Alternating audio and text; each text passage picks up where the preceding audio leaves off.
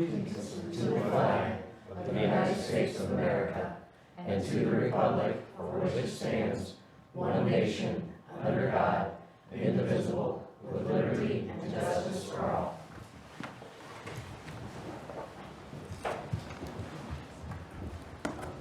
Roll call, please. Poland. Here. Hofstadter. Here. Shoemaker. Here. Khan. Here. Hopping. Here. Vaughn. Thank you.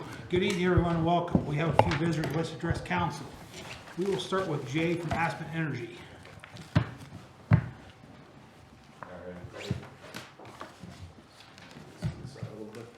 Thank you so much for having me up here. My name is Jay Sell. I'm with Aspen Energy. We've been representing the village for quite some time on your energy aggregation programs. I believe Mark Hollinger got your aggregation program started for you. So Mark has moved on. I'm now handling the account for Aspen. I know I had sent communications over to Nate about available rates for the village here moving forward, and really just wanted to come out and introduce myself, talk about the market, where we're at, where AEP rates look like they're going on the standard service offer, and just really see if I can answer any questions that you all had about the process, and hopefully make sure that we can get a good rate secured for folks when prices are set to jump here in June. So I'll give you a quick overview. I actually sent over a form to Nate today, an AEP data release form. Some of our suppliers, a couple of them, need fresh data to be able to get updated information on what accounts are available, what aren't, within the community to refresh pricing. So after a certain amount of time, they deem them old, right? So that's just kind of where we're at today. So I don't have executable pricing with me today, so that we're not going to be pushing to move anything forward tonight, okay? That being said, rates have dropped since the last time I sent over pricing to Nate. So the rates they're low. I mean, we're probably looking at high sixes, low sevens right now. So it's great, especially considering where AEP Ohio auctions came in at in November. They came in at 12 cents a kilowatt hour. So it was 45 tranches. There's 100 tranches for each planning year. So for June 2023 through May 2024, 45% of the load is 12 cents. Super high, like the highest I've ever seen behind AEP.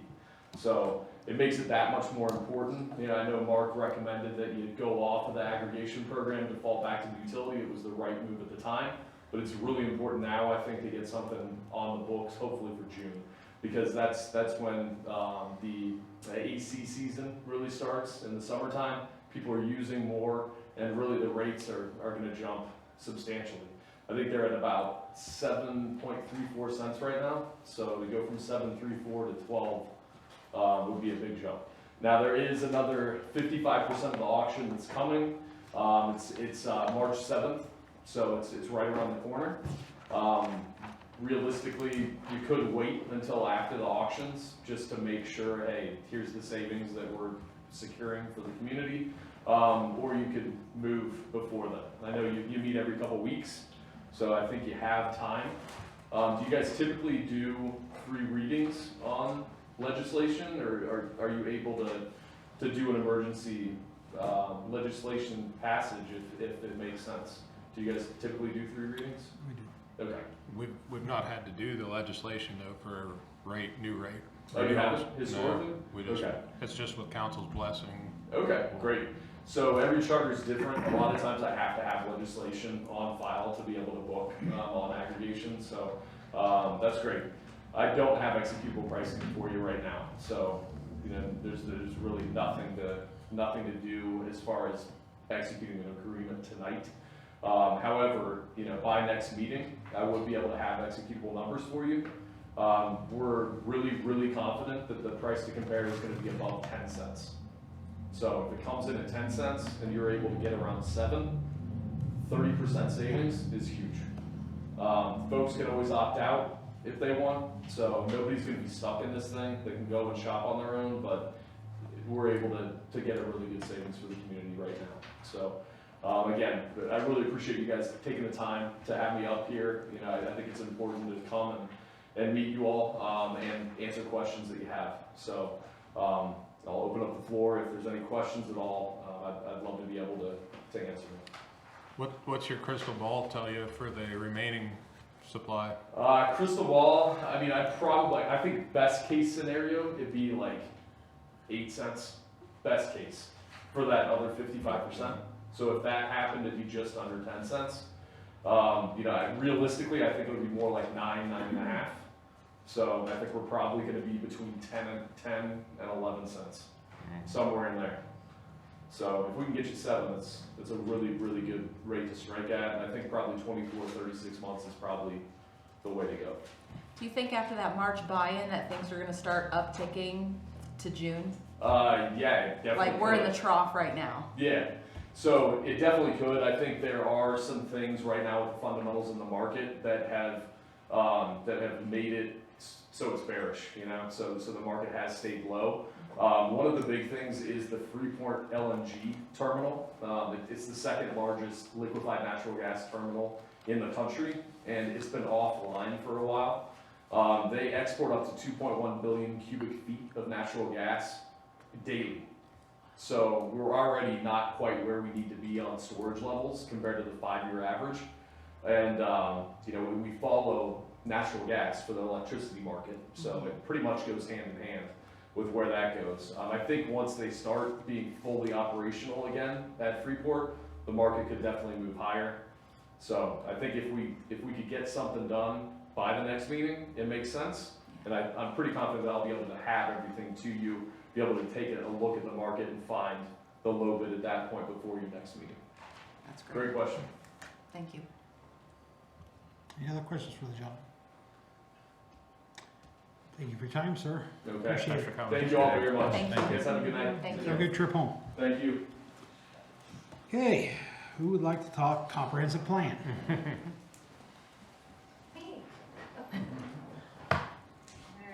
go to sleep.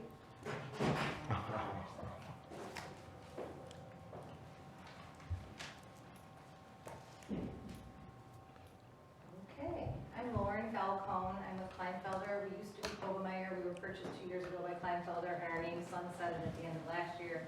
So that's why we have everything in the presentation. It's kind of presentation, Kleinfelder, and also my business cards are Kleinfelder. So same people, same firm, just different name. Sorry. So we'll go ahead and start this. I appreciate the time tonight. Hold on a second. You want it? Thank you. Okay, there we go. So, you should have received a 3-ring binder. Some of you have it, I think. This was a final plan document, and I know Nate was instrumental, Bob, the mayor, and I think Tom, you were at a couple of our meetings too. If I missed anyone, I'm sorry. But I feel like the village was obviously very involved in this comprehensive plan. Again, thanks so much to, Arnie worked with us, Mark and Nate, hand in hand. Nate read the whole report, thank you. It was a little painful, it was over 100 pages. Maybe it was 200 by the time we got the appendices in there. But we've been working on it for the last 18 months. And I kind of just want to give you a summary tonight of the final comprehensive plan. All right, so what we were supposed to do is create a plan that addresses existing conditions and future opportunities and challenges, so it'll be a roadmap for you as a village and also the county. We had a scope of services where we did data, discovery, collaborative visioning, plan development workshops, and public input. Then we drafted the plan, we're reviewing it now, and then we had the final adoption. So this is basically what our scope of services was with the village and the county. Oops. And basically, I don't know how familiar you are with what a comprehensive plan is. They're very popular right now because especially coming out of the pandemic, people are trying to figure out, what they want to be when they grow up. We're doing a lot of comprehensive planning in Ohio right now, and I think states like Michigan and Pennsylvania have been doing it for years, and I think Ohio's finally catching up. But basically, it's a process that determines community goals and aspirations, and that's going to dictate key issues, or we call them planning elements.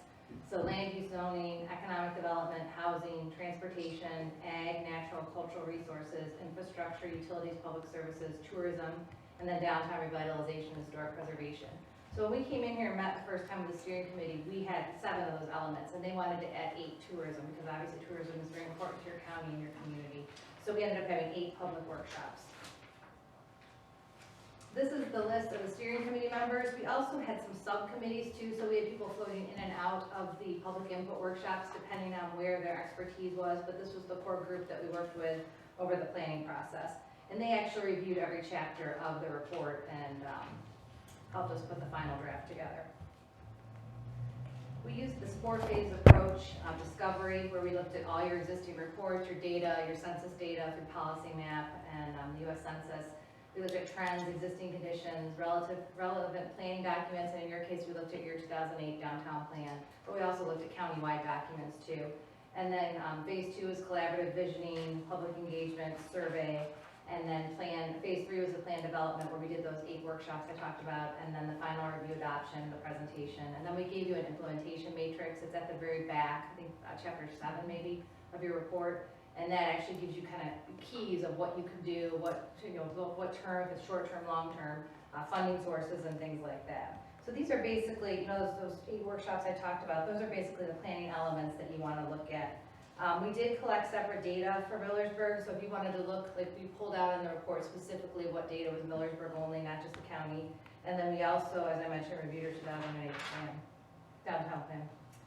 So, how was the public engaged? We had 1 steering committee meeting, we did 1 visioning workshop, we had a commissioners meeting, we had 8 of those 8 public workshops, we did the public survey, and we had 342 responses, which we thought was pretty good. We did press releases, radio coverage, press interviews, and then you guys publicized it on your website, Facebook pages. So we felt like we really tried to reach out, and when we did the survey, we put paper copies out too for those that didn't want to take it online. And we had, I think 3 or 4 sites in the county where they could pick them up and drop them off. So I think only we had 50 paper copies, so mostly the people did continue to fill things out online. This is just some photos from some of the public participation we had. And just some notes I have here written down, specifically to Millersburg. People want to see an increase in the number of your restaurants. They feel that that's an opportunity, that Millersburg could have more restaurants. They said noise in your downtown is a challenge. I mean, you know that. I mean, some of the things you know. They talked about the west of Millersburg really taking off with development, and that could be an opportunity. So those kind of things came out specifically to Millersburg when we were doing our public participation. Once we did our visioning and our workshops, we came back with guiding principles, because anytime you have a planning document, you want to make sure you have guiding principles. And obviously the Amish are very important here. Obviously roads, trail additions and improvements for all modes of transportation, that's very important here. Your historic downtowns are important, and I think what came out in the survey and in the public input is that your downtown is the marquee. I mean, Millersburg is the marquee, and how can we replicate it in some of the other communities in Holmes County so that tourism can be spread out, or maybe keep that person another night if they can go through the county and find other places. So we kind of said, if you could bottle your downtown Millersburg and sell it to the rest of the county, that would be great. So again, preservation of the past, including historic preservation, is also important. Number 4, parks, rec, green space, and waterways are all very important, because again, that relates to recreational tourism too. And people want that. They want that open space and the passive and active recreation. And then 5, existing industrial commercial businesses are obviously important. And then we talked about diversification and just being able to let those businesses expand if they want to. So we kind of did some of that identification with land use later on. I'll talk about, where can these businesses go if they want to expand. And then 6, the housing stock should strive to be more age and price diverse to attract people in different ages and allow workers to live within the county. That's not just here. I mean, that's everywhere in Ohio, struggling to have enough housing stock. Tourism is important. Number 7 as an economic development generator, and we talked a lot about, and the workshops being an authentic experience that should be preserved and maintained. We talked about updated infrastructure and capital improvements, safety services being maintained and improved for consistency in the entire county. We talked about agricultural. Number 9. Again, being part of the authenticity of the county and being preserved, and also being thought of as an economic development generator.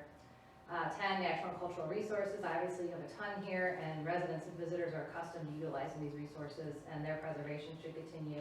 And then 11 is probably my favorite. You're a patchwork of communities, each with their unique identity, but stitched together as one county, offering an excellent quality life for residents and experience to visitors. So that came through again and again in all our public input, that they understood that together you were this group that would be good for both residents and visitors.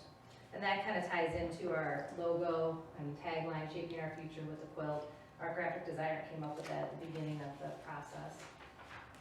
And this is just a few summaries of what the majority of the public said. And again, I did not pull out, for this slide, I did not pull out just Millersburg residents. So if you want to look at that, I can send you that in a different link. But again, the majority said price of available housing land, types of available housing, and additional infrastructure are keeping people from moving to Holmes County. Future development should balance the development with ag and natural and preserve the rural character. The majority of respondents were using their cars, some were biking and walking, the majority were English.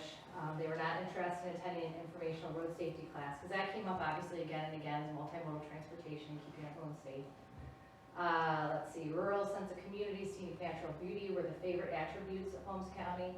Traffic, tourism, sharing the road, and lack of restaurant zoning and diversity were the least favorite attributes of the county.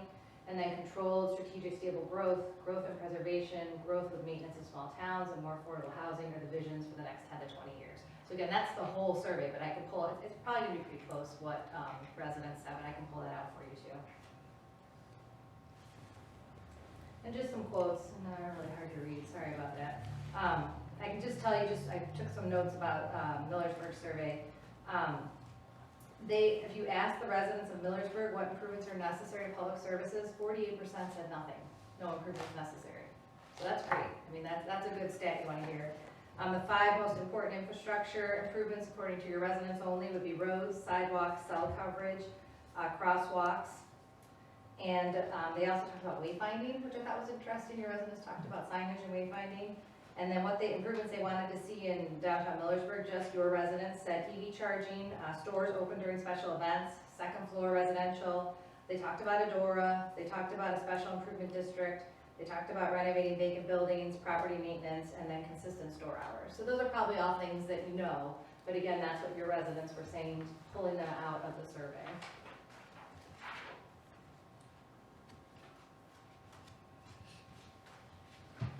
And then as far as plan implementation, I mean, we don't want that document to sit on the shelf. It was, an 18-month process, a lot of time and energy by the steering committee, by the subcommittees, by the communities, and even the residents too, filling out the survey. So we want to make sure that you can implement it. So when we go into implementation, we talk about, a number of activities and strategies.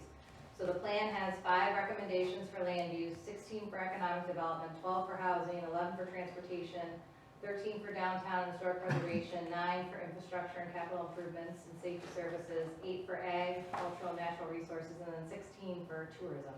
So you can see economic development, tourism both had a lot of recommendations. Okay, I skipped a slide there. Those are the public input workshops I talked about before. That one was over at the Catholic Center, but then we moved over to the new fairgrounds to have the rest of them. But those were the topics we discovered at each one. So then when you go into your plan document at the last chapter, you've got these recommendations.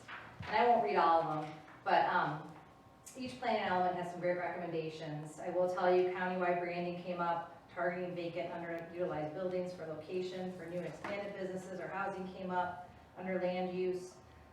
Under ag, we talked about a local sponsor for acquisition of development rights, assisting the park district with development of landfill and former fairgrounds. So those were general ones under ag and under land use.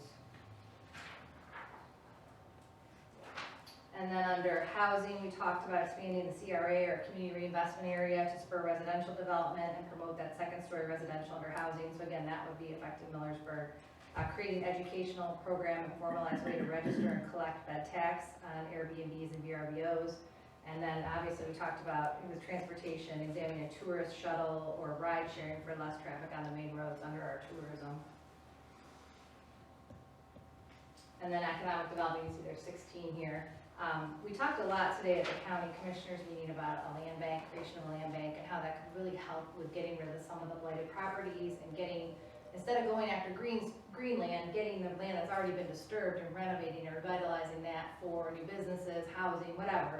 And I think that kind of was the will of the group that we heard from the workshop, that we don't want to disturb land that we don't have to. Let's work on what's already developed, and if it needs to be redeveloped or utilized to the highest and best use, let's do that first. So I thought that was interesting. Yeah, we talked a lot about focus on already developed land to better organize and redeveloped for existing business expansion. And Millersburg did come up in a lot of the workshops saying continued development of activity centers. So people called you the activity center, and that would make sense for the downtown too. But kind of working on keeping people there and getting the buildings ready for people there, and then obviously trying to replicate it in some of the other smaller communities. And then as far as infrastructure, I guess I can't stress enough that when you go through your capital improvements planning each year, however, we do it for 3 years at a time, just make sure you go through that plan document at the end, and just make sure that, you know, if there's a grant funding source you think you can apply for, or if there's a project you can slate in, that we kind of keep moving toward ticking off some of these things in the plan. And then, you know, special improvement district, we talked about under infrastructure upgrades and maintenance, and then services, and then possibly expanding the broadband under downtown. That was something they talked about at the public workshops. And then as far as ideas for future land use, and you can see yours is right up top there, obviously your zone, expand residential uses along southeast, southwest, and northeast of Village, control commercial along southwest 39, or State Route 39, east and west of Village, and north and south of Village along State Route 83, and expand, develop industrial uses northeast of Village. So, I mean, these are ideas for future land use, and I guess, you know, if it's not gonna work, it's not gonna work, but those are just kind of things we talked about when we look at American Planning Association's best practices, and when we talk to the community and the survey, and also talking to the steering committee and the public input sessions. So those are just some ideas, and we did it for all the communities. And that's basically looking at the land use map and trying to figure out what goes where. And that's some more you can see for the other communities. And then in the report at the back, it's much easier to read, but it's color coded of what we think can go where. And that's it in a nutshell. I don't know if you have questions for me. But again, I guess the big thing I'd like to stress is the planning doesn't stop here. I really think that, you know, if you continue on and keep going, that's the whole goal of the plan. I mean, it's great to put all this stuff down, and you ask the questions of the public, and you got answers, and you kind of compared them to the American Planning Association's best practice. But the next step is to make sure that the plan doesn't sit on the shelf. You know, I think really with the Appalachian grant that's coming up, that's going to be big money. I mean, there's a lot of money for brownfields right now. You know, a lot of money for Parks and Rec. I think that there's a lot of funding out there. We just need to make sure you've taken the projects out of there, plugging them in. Because when you go to the grant funding sources, having it written down, having it, you talk to the public, it really makes your application stand up here instead of down there. I think that's it. Do you have any questions for me? I guess I want to thank again everyone that participated, especially Nate, because he read everything. And I'm sure maybe the mayor and Bob did too. I don't know. You guys are on those emails. Maybe you read everything too. It was a lot of work, but it was a lot of fun. It was a good group, and I'm really excited that it's done and you can move forward and hopefully get some money, get some projects done. Any questions? Thank you, ma'am. That's it. All right, thank Appreciate you. it. Card, Thanks. email me if you have any questions, and thanks again. I really appreciate it. Thank you. Have a good evening. Do we have any other visitors that wish to address council? All right. May we have a motion to suspend the reading of the minutes? So moved. Second. Poland. Vaughn. Aye. Coffee. Aye. Khan. Aye. Shoemaker. Aye. Hofstadter. Aye. Any additions or corrections? May we have a motion to pass? Make a motion, Khan. Shoemaker, second. Khan. Aye. Shoemaker. Aye. Poland. Hofstadter. Aye. Coffee. Aye. Vaughn. Aye. Thank you. Bill Resolution 2023-4. Are there any questions on the bills this evening? Excuse me, I have one question.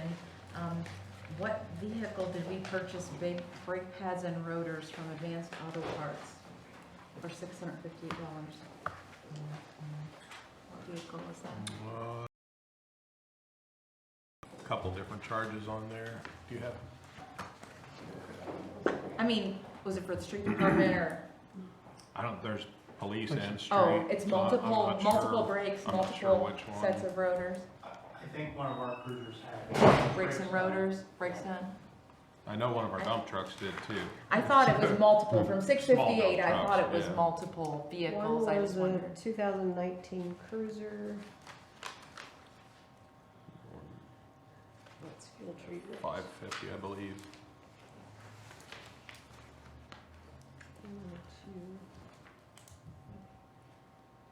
Where's the 333? Let's see that one in there. 292.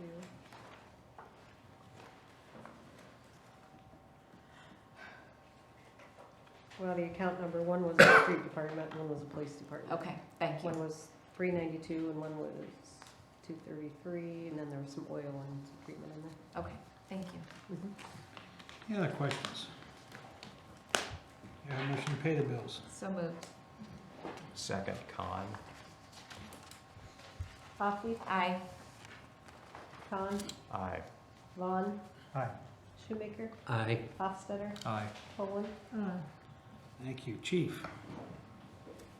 The only thing I had is hopefully everybody got the annual report. Von yours is written. Just to let you guys know, last week and a half, we've had 2 or 3 applicants for dispatch, a couple different applicants for patrol. So I think word's getting out and about. Hopefully next meeting we'll have possibly some answers, but at least now that we're getting a few applicants. That's all I really have. That's great. That is great. Thank you. I have a question for the chief. So Chief, I'm looking at the annual report, and I know that you can't control what numbers come in to a point, but I guess the one number that I'm really focusing in on is the speed for 2022. In 2021, there were 2 speeding tickets. Obviously, there's been an improvement in the number, but I guess my question to you is, are you pleased when you see that number, or are you concerned about that number? The reason I ask that is, when people complain to me about traffic, they complain to me about the noise with the loud mufflers and the speed. And if I go back further to 2018, there were 246 speeding tickets. And in 2019, 109, and then things just dropped. And I know that, you know, the issue of COVID is going to come into play, but I just want to ask, are you pleased with that number, or do you believe that there's some improvement that needs to be made to that? As far as traffic There needs to be enforcement? improvement. After the council meeting last time, whenever I believe I was asked, what your numbers were, and I told you I had absolutely no clue. Right. I'm not sure that we had very many. I can't remember off the top of my head. We didn't have very many, more than 2 at that time. I think that's correct. So I spoke with everybody and said, start doing something. We need to start showing some numbers. So I think with 4.5, 5 months of running traffic to 35, I think if you look at the rest of the stuff, it's, we're doing other things. Speed maybe not be the top priority. I understand. But, for 4.5, 5 months, I'm happy with that. At least it shows that they're doing something, since the results of the talk before was they really couldn't give much of an answer. So I have spoke to them about the pay raise that we got. They explained to them that if they don't think that you guys are not going to be paying attention, there's going to be issues. I'm keeping an eye on it. Jeff's keeping an eye on it. I've had a couple of the officers wanting numbers. They want to know how many they can do, and I told them I can't do that. But right now we have three patrol officers and Jeff. So where my number is going to be next year probably all depends on how much, because our workflow is not slowing down. And the self-initiated stuff, hopefully they'll keep up with it. I think they're doing a good job. I don't remember how many. I think there was 19 or 20 already for this year in speed. I'll look at the rest of them. So. And I have seen them in different places than the normal places where everybody knows that they are, and I think that's great. That's good. I have 2. Yeah, I have that's 2. very good. Yeah. I mean, I was pretty blunt with the pay raise, that if they thought they were gonna be able to keep doing what they've done the past few years without a reaction from you guys or a reaction from me, they're wrong. So things are being looked at closer than what they were before. So yeah, I'm happy with 35 for a few months. With the number of calls that we're handling, which are not self-initiated. Chief, I understand that one call to one officer could take an entire shift. Good. I understand that. And I saw the number, I wanted to throw it out there. I'm pleased with your response. I appreciate, I guess, the direction that it's going. I have one other issue. I was going to bring it up later, but while we're on the topic, you mentioned that you've got some candidates for dispatch and for the patrol.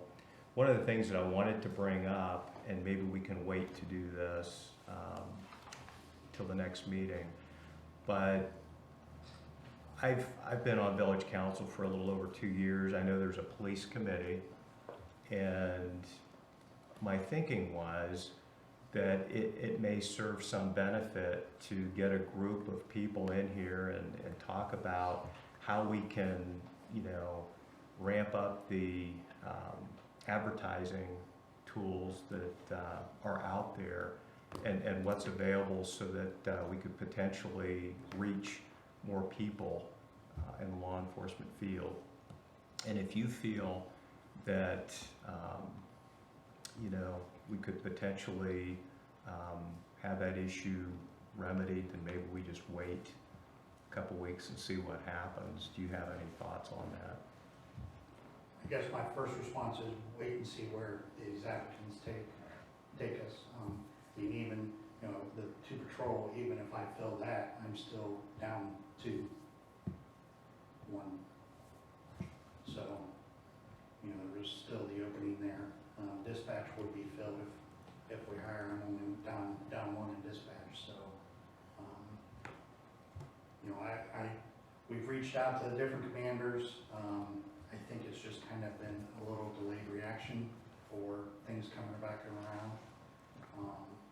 There's a day in March, I don't remember off the top of my head, that North Central, which is Mansfield, they will start, I think they start another academy, and their commander invited us to come over, if we want to come over and speak at the beginning to see if there's, he didn't know at this time if he had any open people. He was supposed to speak to a couple of his cadets that were under 21 that he kind of felt might benefit from us having like a dispatch center, a training, get a little bit more experience before you're out on the road. Neither of those people have applied, and as far as I know, they were open enrollment. And I talked to Wayne County's Academy commander. He had 2 people that he didn't give me the names. He contacted or said he was going to. One of the people is who had applied.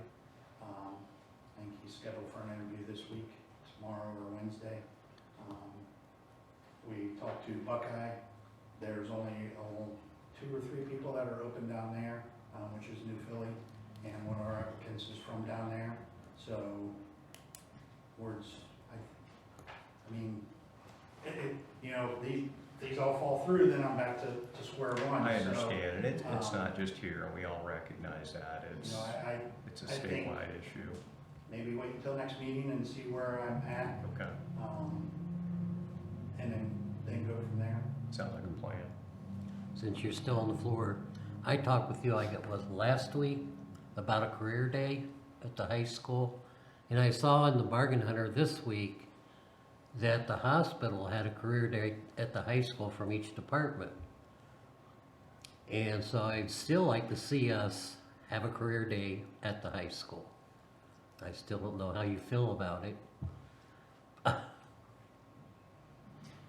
Well, I mean, to get these young people lined up for the future. these people that we have right now, I mean, yeah, we should look at the future, but my numbers right now, I need to concentrate on right now and get myself shored up. You know, to me, one of the best things to do would be to take one of my officers with me to be doing these career days, Mm-hmm. and the shifts they're working right now, you know, asking them for a lot more is not something that I'm really wanting to do. Now, that's our number one problem, You know, lack that's- of policemen, I mean, that's it. So, They can't be everywhere in town. We need at least 2 on the streets at all the time, and we just don't have it. I agree. Yeah. So, you know, I'm not against doing that, but again, you know, let's try to hold out and see where these take us and get these possibly going, and then I can look at, you know, looking at the future, because obviously somebody fresh out of high school, we don't have an opening in dispatch. You know, it's gonna have to at least do the academy. Right. I know, I think Jabin's interested in doing the academy, but I spoke to him when we hired him in, you know, told him, we'll look at your probationary period, because right now I couldn't afford to send him to, not afford, but couldn't handle sending him to the academy. And not being here. Yeah. Right, Yeah. so, you know, maybe in a year, next fall, not this fall, but the following fall, he'll be good to go, and we'll be a little more stable to where I can get him into the academy and, you know, look at possibly moving him out.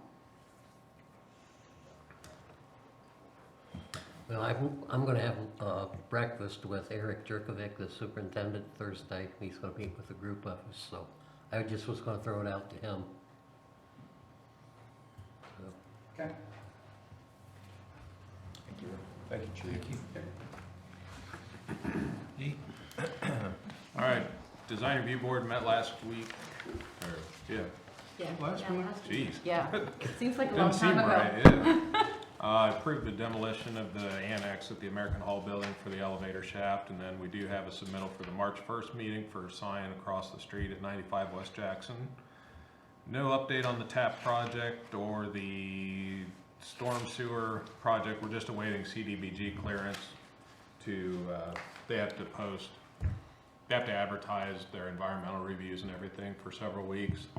And since there is CDBG money involved in this, we have to wait for that before we can advertise for bids. But once that clears, we'll go ahead and get that sent out. Nothing new on the demolition or the Appalachian Community Grant. We're in a holding pattern on a lot of things, it feels like. I have a feeling they'll probably all start about the same time. We did get a request for the Paul Laney Memorial Tournament that's held every year at multiple locations throughout Holmes County. They use Deer Run Park. They're asking to waive the reservation fee for July 28th and 29th. I'll make a motion to approve that. Second. Hofstadter, Aye. Poland. Aye. Shoemaker, Aye. Khan, Aye. Hoffby, Aye. Vaughn. I do have an item, or a couple items for executive session under personnel, but I wanted to let you know I'm also working through the appropriations for our annual capital improvement things that we do, getting things lined up and ready to go. Looking at doing the name just slipped from my mind. Reclamite. It's a microsurfacing. Looking at doing it, depending on the amount, the volume we have. Last year, what was paid last year and possibly 2 years ago, they come in and micro seal it, and there's all kinds of studies on it. They're getting 5 to 10 more years life out of those streets before they have to resurface them. It's a pretty cost-effective way. We've done some slurry seal before in Rustic and Lakeview. We do Woodland too. I believe Woodland was done at one time. At that time, it was a really messy process. Any of you remember that? It tracked all over town. I mean, it was a mess. But it did buy more years on those streets. What it does is, as asphalt cures, it becomes more porous. You come in and micro seal it, you keep the water out, it dries quicker, your asphalt lasts longer. The process they do, they come in and spray the entire street, put sand on it. They call it sand, it's a mix of aggregate.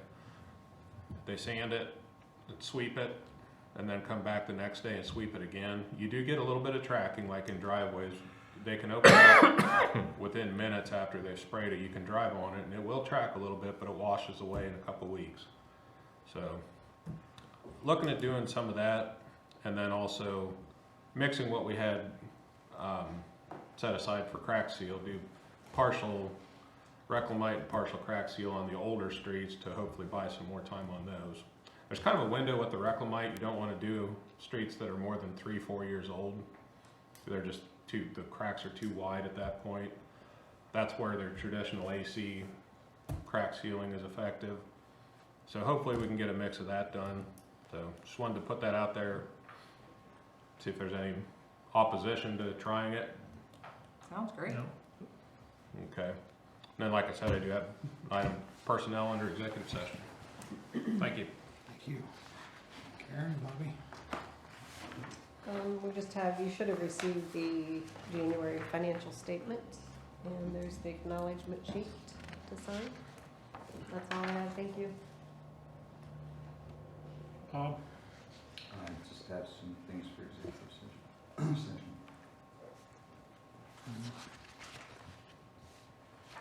I believe in your packet you all saw where Ohio has won the Scenic Ohio Award along with 4 other communities in the state.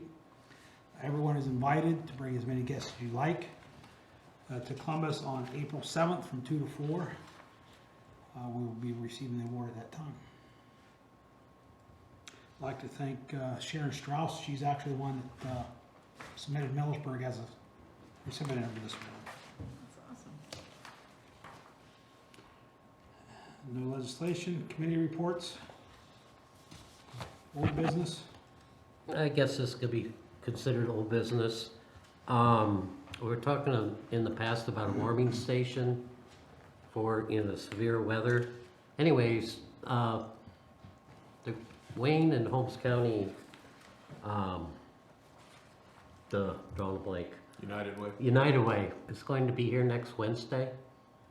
And the person is Katie Hogelman. And it's going to let us know what they've done in Wayne County. They do have a warming station through the Salvation Army, but it's still different than regular Salvation Army.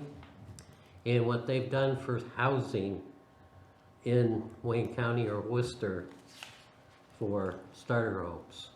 So anybody's welcome. It's next Wednesday at 9 o'clock here. And I will be attending the organization meeting for the opioid money that's coming to Ohio this Friday over in New Philly. So they're looking for officers to be nominated, so I was going to nominate Brad Kahn. I'm just kidding. It's going to happen at the meeting. So that's where we're at. Great. Any other old business? New business. I've got something under new business. This is regarding the Nature Works. It's round 29.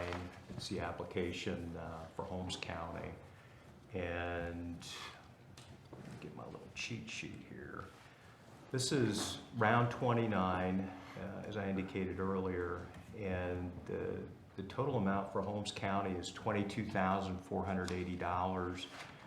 And it's a grant specifically focused for parks, and there's a 25% match on that, which would bring the total to $29,973. The difference of that, which would be local money, the 25% amount would come out to $7,493. And I guess my focus was on the airport park. We talked about doing some things last year, and we never did submit any kind of grant request for that. As a matter of fact, last year was round 28. Nobody in Holmes County applied for that grant. Just to give you a little history, round 27, Kilbuck applied for the grant. Round 26, nobody applied. Round 25, Paint Township applied. And round 24, Berlin Township applied. So in my discussions with the program manager of the Ohio Department of Natural Resources, her name is Dee Burleson, and she had emailed me the packet consisting of the grant for this. I think it's something that we should consider strongly.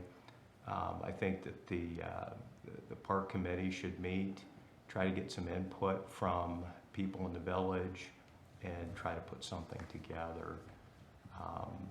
Nate, I know I emailed you, you've had some experience in dealing with this in the past, if you have anything you want to elaborate on. No, I'm assuming it hasn't changed drastically since we last used it. It's fairly simple grant process as far as I'm concerned. Karen may feel differently. It's a reimbursement grant though, so I don't remember it being that convoluted to work through administratively. I don't know, it's basically just purchase orders. Yeah. We pay the bills, submit them to the app, and then they send it back. So I can't remember, it's been a little while. If we have to set up a separate fund for that, maybe. I don't think we did. I think we just had to create line items to keep it separate within a fund. So. What kind of It's time not frame is difficult. there for using the money? Well, I can tell you this needs to be submitted by June 1st. But as far as us spending it, I mean, it isn't something that we can stockpile, apply multiple years and accumulate that money. I assume it has to be spent. Yeah, because it's a I believe reimbursement. so. Right, It's fairly reimbursement. short order, but. And there's also a more of an opportunity for a federal grant that she had also mailed me late last week, and I have not gotten through that yet. There's a lot more money involved in that.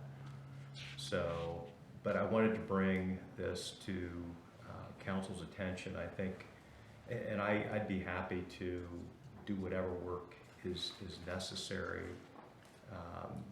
to either coordinate a meeting or work on some of the paperwork to get this submitted. With some of the equipment we had looked at previously, it was very pricey. Yeah. I'm curious if we can leverage NatureWorks with the federal money to get the most bang for the buck. We can go for both of them, and that's a good idea.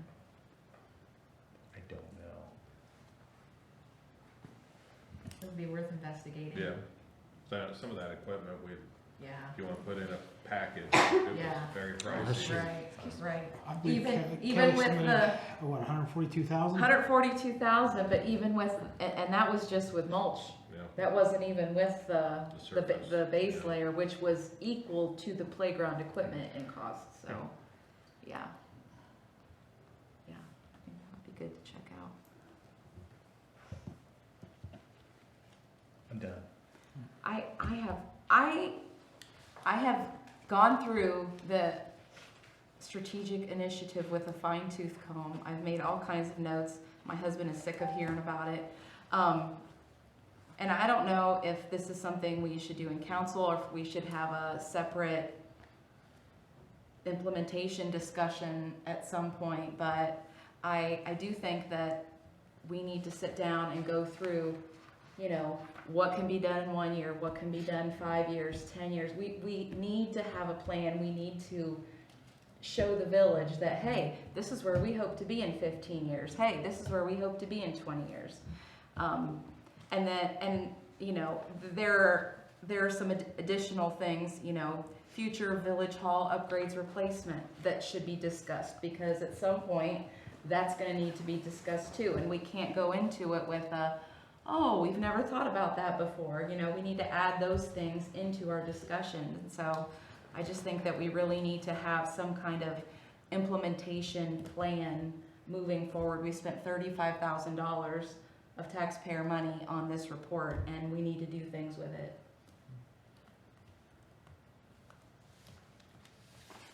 I'd agree. Sounds like a council workshop day is what that sounds like. I agree. I would agree with that.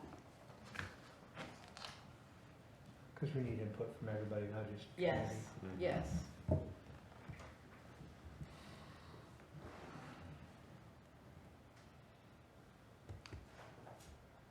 guess the first thing to start with, if it's gonna be like a workshop, are you thinking like a Saturday? Or, I mean, if you're looking for input from more than just council, it may be hard to do something during the day. Is it something you wanna do in the evening, during the week? I think if you do it during the evening, during the week, Yeah, you're that's more what I think likely to too. have folks coming. If you do it on a Saturday Yeah, with crazy schedules and stuff, I don't think you're gonna get to be. Something we can- Yeah. all right, so everybody look at your calendars and next meeting, we'll talk about our workday. How about that? Okay. Okay. Thank you. Any other new business? Any visitors wish to address council? If not, may I have a motion to go into executive session and consider the appointment, employment, dismissal, discipline, promotion, demotion, or compensation of a public employee or official. Second. Everyone have a good Poland. evening. Hofstadter, Aye. Shoemaker, Aye. Khan, Aye. Coffee, Aye. Bond. Thank you, everyone have a good evening.